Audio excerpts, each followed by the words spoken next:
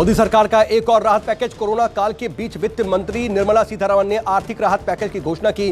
Corona से प्रभावित sector के लिए 1.1 लाख करोड़ रुपए के लोन गारंटी की स्कीम का ऐलान किया। इस योजना के तहत 50,000 करोड़ रुपए की लोन गारंटी हेल्थ सेक्टर को, जबकि 60,000 करोड़ रुपए दूसरे सेक्टरों को दिए जाएंगे।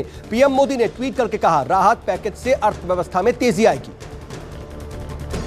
जम्मू एयरफोर्स स्टेशन पर हुए धमाके में बड़ा खुलासा हुआ है। जांच एजेंसियों ने हमले के पीछे पाकिस्तान आतंकी समूह जैश-ए-मोहम्मद के हाथ होने की आशंका जताई है। मामले में 2 संदिग्धों से भी पूछताछ की जा रही है। सूत्रों के मुताबिक हमले के पीछे पाकिस्तानी सेना या आईएसआई का हाथ हो सकता है। कल ड्रोन के जरिए टेक्निकल परिसर में बम ब्लास्ट हुआ था। जम्मू कश्मीर पुलिस ने यूएपीए के तहत केस दर्ज किया है।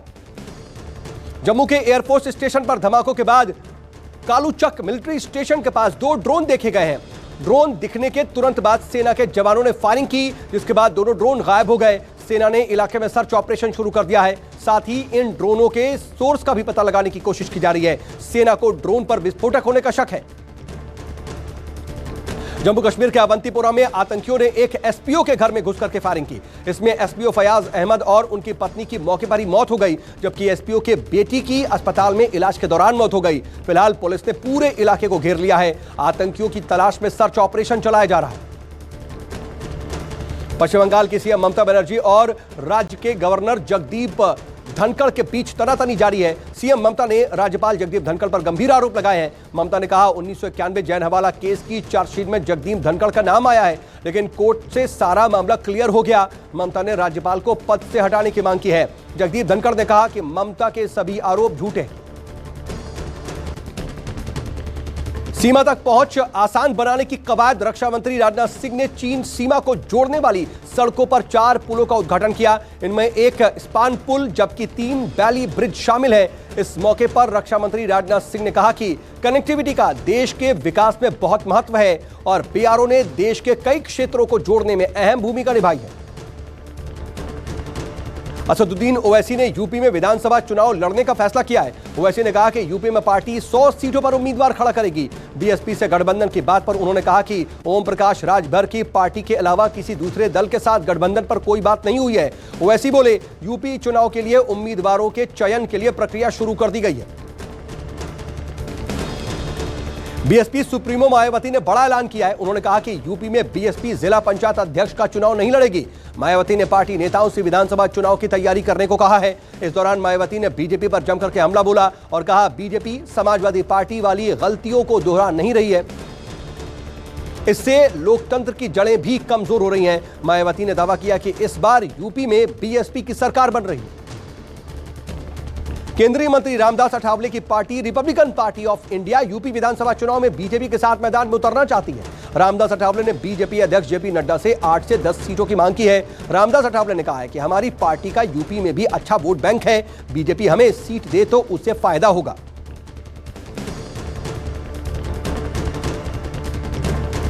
मनजिंदर सिंह सिरका ने जम्मू कश्मीर के उपराज्यपाल मनोज सिन्हा से मुलाकात की और श्रीनगर में सिख लड़की के जबरन निकाह का मुद्दा उठाया।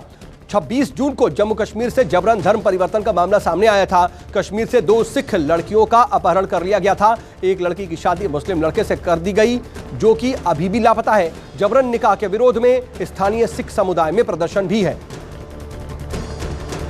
महाराष्ट्र में डेल्टा प्लस के बढ़ते संक्रमण को देखते हुए लेवल 3 की पाबंदियों को लागू कर दिया गया है। कई जिलों में जो छूट दी गई थी उसे खत्म कर दिया गया है। आज से महाराष्ट्र में दुकानें 4 बजे तक ही खुलेंगी। अगले आदेश तक आवश्यक सेवाओं को छोड़कर के बाकी दुकानें शनिवार रविवार को बंद रहेंगी। मॉल मल्टीप्लेक्सेस भी बंद रहेंगे और लोकल ट्रेन में भी लोगों को सफर की इजाजत नहीं है। देश में डेल्टा प्लस वेरिएंट के 52 मरीजों की पुष्टि हुई है, जबकि 3 लोगों की मौत हो चुकी है।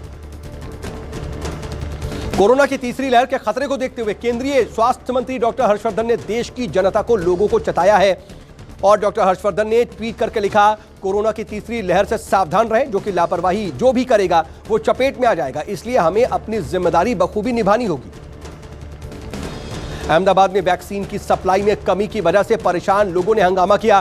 दूसरी डोज के लिए लोगों को वैक्सीन नहीं मिल पा रही है। दरअसल वैक्सीन के प्रचार के बाद लोग जागरूक होकर के टीका लगवाने के लिए जा रहे हैं, लेकिन टीके की आपूर्ति न होने की वजह से लोग सरकार और प्रशासन से नाराज हैं। सरकार के साथ चल रही तनातनी के बीच ट्विटर ने भारत के नक्शे के साथ छेड़छाड़ की है। आरोप है कि ट्विटर ने अपनी वेबसाइट पर जम्मू कश्मीर और लद्दाख को भारत का हिस्सा न दिखाकर दो अलग अलग देश के तौर पर दिखाया है। सूत्रों के मुताबिक सरकार इस मामले पर ट्विटर के खिलाफ कड़ी कार्रवाई कर सकती है। यूपी के मुरादाबाद में एक भीषण सड़क हादसा हुआ। यहां पर एक बस और वैन के बीच टक्कर हो गई। बस बेकाबू होकर के पलट गई। भीषण सड़क हादसे में 5 लोगों की मौके पर ही दर्दनाक मौत हो गई, जबकि कई लोग गंभीर रूप से जख्मी हैं। घायलों को इलाज के लिए अस्पताल में भर्ती करवाया गया। कर्नाटक के रायचूर में भारी बारिश और बाढ़ का कहर जारी है। लोगों के लिए बनाए गए राहत कैंपों में भी पानी भर गया। बाढ़ की वजह से रायचूर के शंकर नगर कैंप में 12 पशुओं की मौत हो गई। कर्नाटक में भारी बारिश की वजह से कई बांधों से पानी छोड़ा गया, जिससे पूरे राज्य में बाढ़ की स्थिति काफी गंभीर है।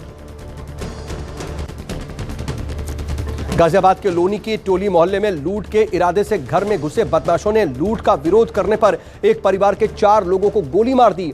कपड़ा व्यापारी और दोनों बेटों की मौके पर ही मौत हो गई, जबकि पत्नी को गंभीर हालत में अस्पताल में भर्ती करवाया गया है। पुलिस की एक विशेष टीम ट्रिपल मर्डर की बारीकी से जांच कर रही है।